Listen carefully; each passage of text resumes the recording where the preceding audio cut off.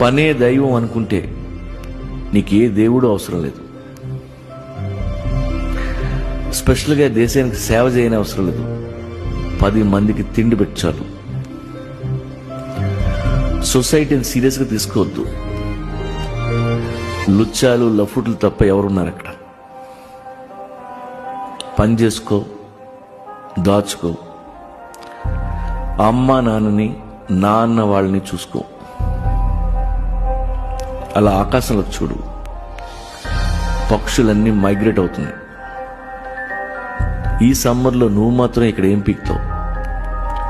వాటిలాగే నువ్వు ట్రావెల్ చేయి. అలా తిరిగిరా. బోల్డ్ ఎంత ప్రపంచం ఉంది.